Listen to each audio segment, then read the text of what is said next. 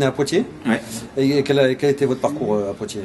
Alors, je suis né à Poitiers. Je suis en fait originaire du village d'Héron, entre Poitiers et Parthenay. À mi-chemin exactement entre Poitiers et Parthenay. Je suis issu d'une famille qui vient du monde agricole. Mon père était gérant de la coopérative agricole à Héron. Et toute ma famille, où que ce soit, sont des gens qui sont dans le monde paysan depuis le début. Donc c'est d'ailleurs pour ça que j'ai fait à un moment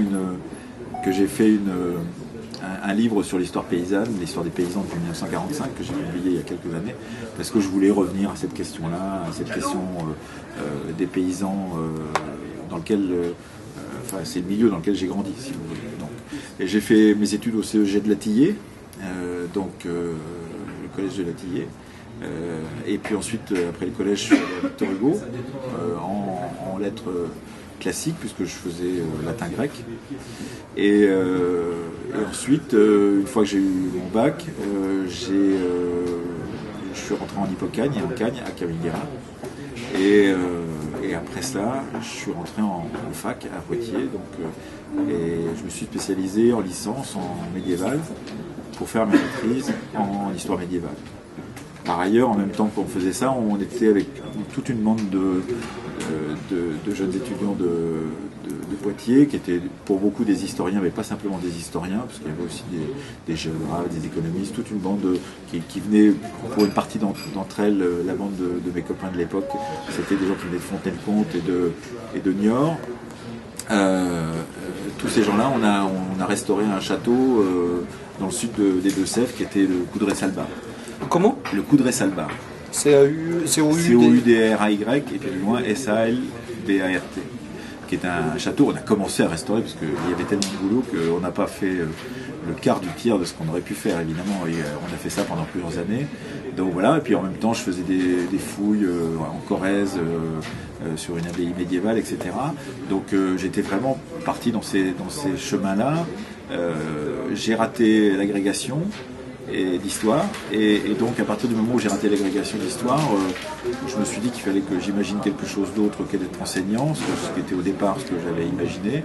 Et pendant mon année d'armée à Saint-Mexan, j'ai un copain qui était à la fac avec moi, qui m'a dit: j'ai passé le concours d'école journaliste de Lille, c'est super, tu devrais faire ça, si tu sais pas quoi faire, tu peux préparer le concours pendant l'année de Lille. Et c'est ce que j'ai fait, j'ai préparé le concours et je suis rentré à Lille. Voilà. Et en sortant de Lille, je suis rentré à France Inter, puis à France Culture ensuite. Et pendant ces années d'études, je faisais...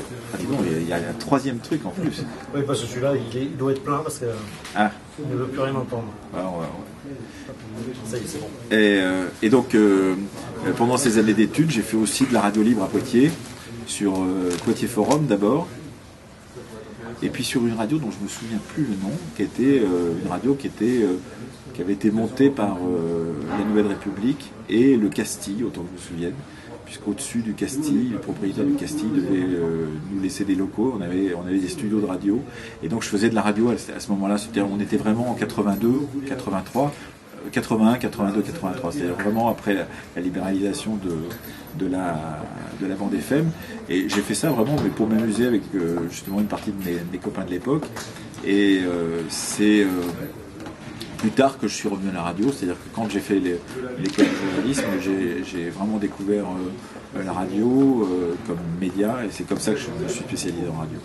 Mais j'avais déjà fait un peu de radio amateur avant. Et donc l'entrée à Radio France a été en 86, c'est ça? 86. D'accord. 86, ça fait 30 ans maintenant.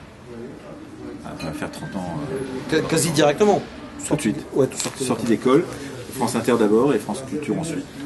France Culture que je ne connaissais pas comme radio et où j'avais jamais travaillé, j'avais jamais écouté cette radio auparavant, et je suis monté parce que mon stage se terminait à France Inter, et on m'a dit va donc voir à France Culture s'il y a du boulot. Je suis monté à France Culture et ça fait maintenant presque 30 ans, 29 ans que j'y travaille. Et l'orientation historique s'est faite naturellement plus lentement, c'est-à-dire qu'en fait j'ai d'abord commencé à France Culture à travailler en actu, quoi. J'ai fait des reportages, des journaux, des flashs. un petit peu, pas beaucoup. Ensuite, j'ai fait beaucoup de reportages pour une émission du matin qui s'appelait Les Matins de France Culture. Et puis Culture Matin, ça s'appelait. C'était Jean Lebrun qui l'a dirigé. J'ai fait beaucoup de reportages. Puis ensuite, j'ai fait la revue de presse pendant 6 ans. Donc c'était vraiment de l'actu. Et au bout de 10 années d'actualité, j'ai eu envie de revenir à l'histoire et de trouver un moyen pour que je puisse continuer à faire mon métier de journaliste et en même temps faire de l'histoire aussi. Et c'est comme ça que l'émission dans laquelle travaillait Patrice Gélinet, qui à l'époque était sur France Culture, il partait sur France Inter. Son émission s'appelait l'Histoire en direct et j'ai proposé à la direction de France Culture de la reprendre puisqu'il s'en allait sur l'autre antenne. Donc j'ai repris l'Histoire en direct. Pendant 3 ans, j'ai fait l'Histoire en direct entre 1996 et 1999. Et puis à partir de 1999, la nouvelle direction, qui était assurée par Laure Adler, m'a demandé d'inventer une nouvelle émission d'histoire à la place de l'Histoire en direct et ça a été la Fabrique de l'Histoire. Donc d'abord en hebdomadaire pendant 5 ans, entre 1999 et 2004, et ensuite en quotidienne depuis 2004, ça fait donc 11 ans. Donc c'est une émission qui existe depuis 1999, qui existe depuis 16 ans bientôt, mais sur 2 formats différents. Voilà. Revenons au Poitou, donc vous y gardez des attaches et vous y revenez. Oui, j'ai encore ma famille, ma belle famille. Et dès que vous pouvez en parler dans une de vos émissions, vous ne manquez pas de le faire. C'est ce qu'on dit généralement. C'est une façon de s'attacher aussi, si vous voulez. Et quand je fais le livre sur les paysans, je le fais évidemment pour parler d'abord, le premier chapitre, c'est mes souvenirs dans la cour du silo de mon père, que gérait mon père à Héron. C'est le blé que j'ai fait rentrer dans les cuves, etc., et dans les caves. Donc à cette époque-là, parce que je travaillais donc au silo l'été. Donc oui, évidemment, chaque fois que je peux, je recite ces choses-là, effectivement. Parce que voilà, c'est chez moi, c'est là où je suis né.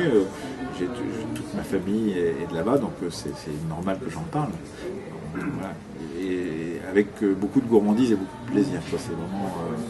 Ça reste toujours l'endroit. En plus, tous mes amis sont encore de là-bas. Enfin, beaucoup de mes amis sont encore de là-bas. On part en vacances ensemble. Donc, il y a quelque chose de très fort qui m'attache à la région. Et vous y revenez assez souvent? Oui. Une fois tous les 2 mois, quelque chose comme ça.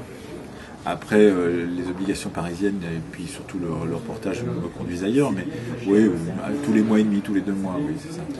Alors, quand est-ce que vous faites une émission au musée Sainte-Croix? Vous l'avez déjà fait ou pas? Non, alors c'est curieux, ça m'est jamais arrivé de le faire, parce que souvent, quand on fait des émissions, ça s'accroche sur des événements. Quand on déplace un studio, par exemple, en extérieur, ça s'accroche sur des événements qui se passent dans l'endroit en question et qui sont liés au thème de l'émission, si vous voulez. Et les événements historiques qui se passent à Poitiers, il n'y en a pas des dizaines pour l'instant.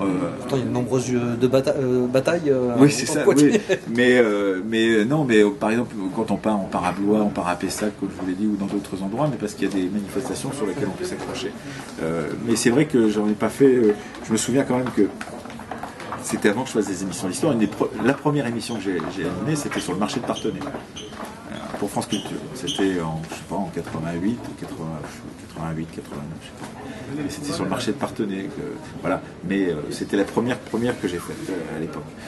Mais c'était dans l'émission d'actualité. Je faisais un truc sur l'élevage et sur l'histoire de l'élevage. Enfin, pas sur l'histoire de l'élevage, sur l'élevage, les difficultés de l'élevage déjà à l'époque.